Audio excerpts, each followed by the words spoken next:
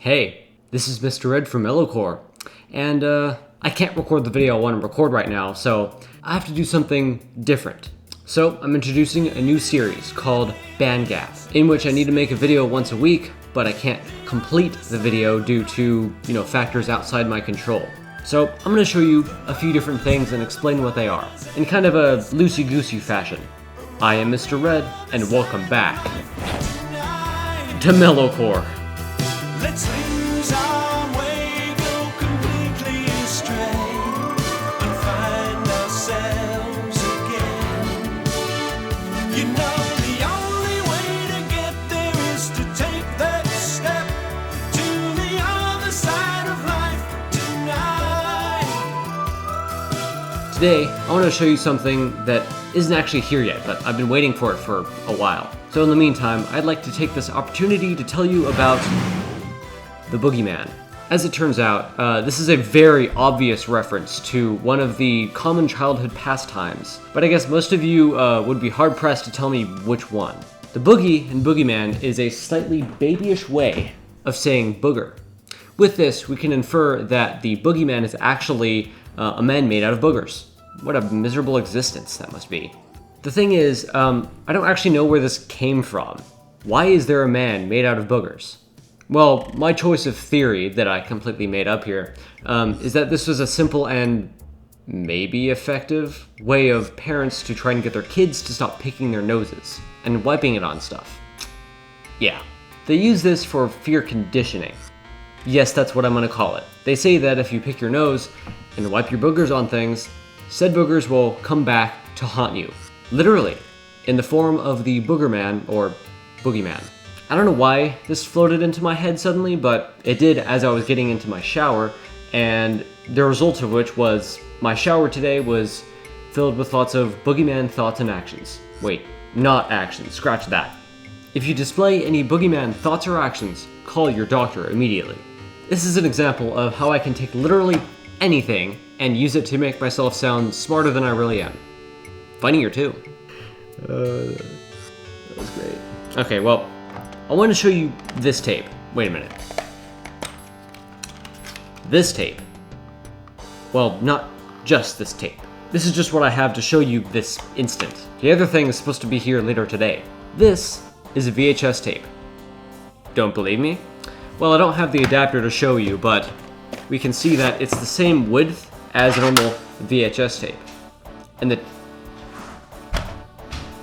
anyway, as we see, it's the same thickness as a VHS tape, and the tape inside is actually the exact same tape that would be in this VHS tape. Or that is, not that would be, it's the same goddamn tape. And using an adapter that I'm going to get soon, yes, that's actually a different thing I'm waiting for, not the other thing, you can basically make this tiny VHS tape act as if it was a normal, full-size VHS tape when inserted into a normal VHS VCR. And that's mighty impressive. And I plan to explain exactly how they do that. Actually, you know what? The VHS-C tape is ever so slightly thinner than the normal one. You're not gonna be able to see this, are you? Yeah, it's ever so slightly thinner. You can't see this. Anyway, I'll zoom into that. You can tell it's thinner.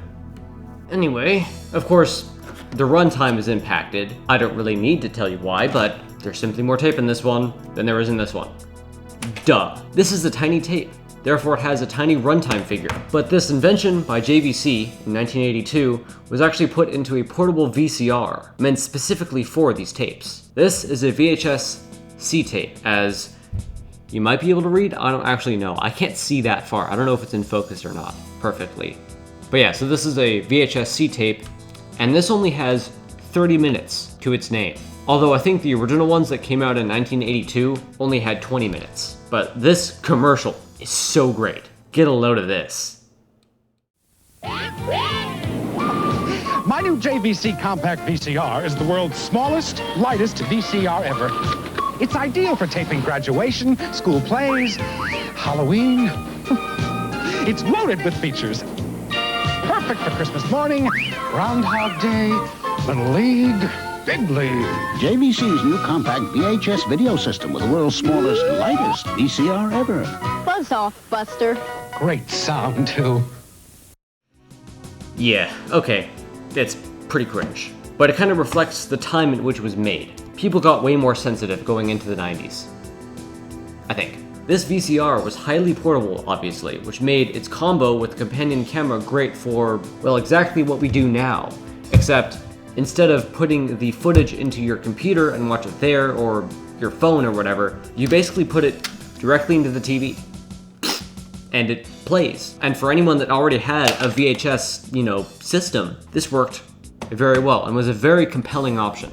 It was simply ideal. That's all I have to say on VHS-C for now. I actually have a VHS-C camcorder coming to me hopefully later today. So after the next video I'm going to record and post, I'll do a video on that as well.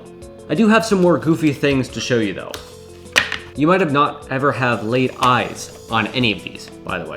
I'm surprised I got to. A few weeks ago, maybe a week ago, no, it was late last month, my friend Truman and I went to this electronics store about 2 hours away from here, like past San Francisco. I'm in Gilroy, by the way. And I came across a few anomalies in said store. My footage isn't very good because I recorded it on the GX10 before I updated the firmware, but well, we can at least see where these things were. 75. Oh, geez. Oh, man. Oh, no way. Oh, that is so dusty. Oh, man! What a score. Jeez. Oh, Jesus. Ah. Fumbling. I don't have one of these. High 8, DV tape, DVDR, micro MV. Yeah, there that is. There's some Benuli stuff. I didn't need, not even $26. Holy crap! Ah, what's in here? Oh, ooh, that's heavy. That is heavy. What is in here? Ah. These are the anomalies. This is a u-matic videotape. This is. These came out in 1971, and they were designed in 1968 to 69. Very weird. This is also pretty heavy. It's also apparently one of the first video cassette designs ever. And it came with this thing and this case, which I actually ran underwater for like 5 minutes to try to clean it, because it was disgusting.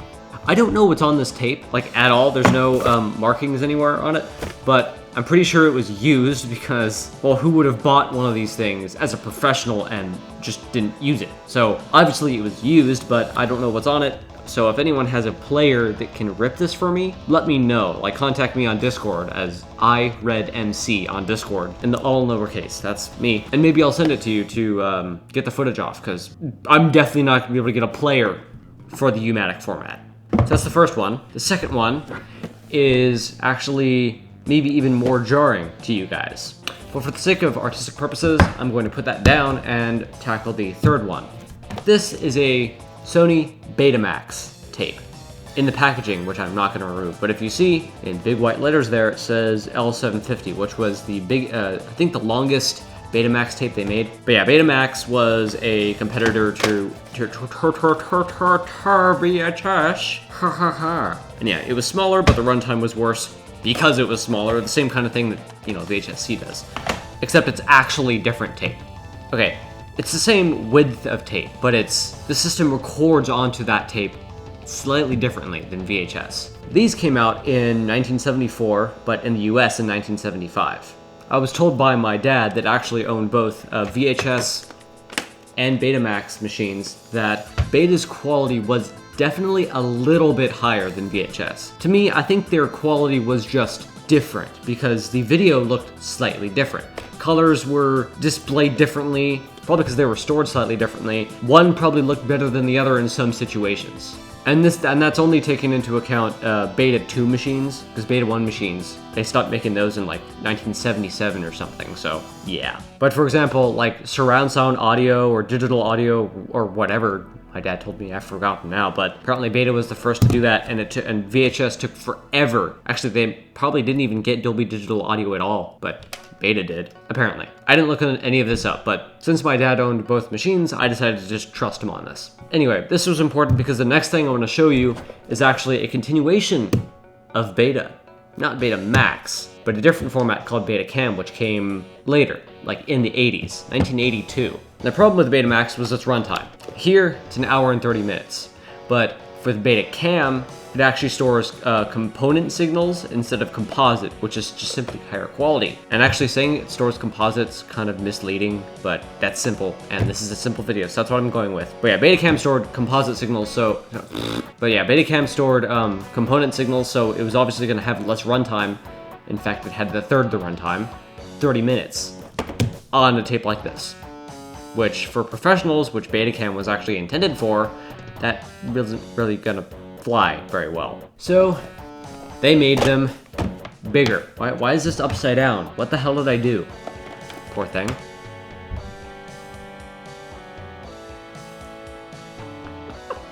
This is great. It's, I wouldn't say it's comically large, but it's massive.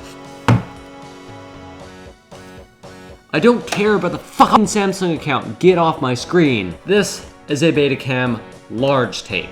Yes, they are literally called Large. These came out with Betacam SP in 1986. And again, I don't have a player for this, but if by some miracle Cathode Ray Dude is watching this video, please contact me and I'll send you this tape for you to get the footage off, because God knows I'm not gonna get a machine that can do that. I think he could barely manage to get machines that did that, and they're, based on one of his videos, they're falling apart. And actually, on a side note, if you guys didn't notice, or if you didn't watch Cathode Ray Dude before you came to my channel, you might not realize that I'm a big fanboy of his. And as such, these videos kind of reflect a lot of aspects of his videos, from references to just straight ripoffs. But apart from that, I do try to do my own thing, as this series might reflect. Oh my god, it's... That just shows how much bigger it is. Yeah, it's the casing, but the casing reflects the cassette. Wow. And this one's... it's shorter, but it's taller, so it's about the same size. Yeah, I guess I'll have a picture of these, so I'm gonna set that up. So I hope you guys enjoyed this kind of different type of video. I needed a video to fill the gap between the other videos I've planned that I can't record right now, so I'm recording this one, which I wrote the script for in like 10 minutes.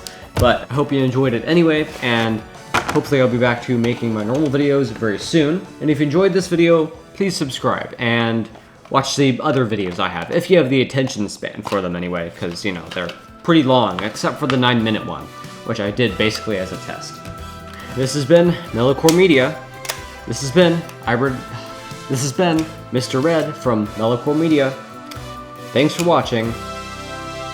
Good night, and have fun.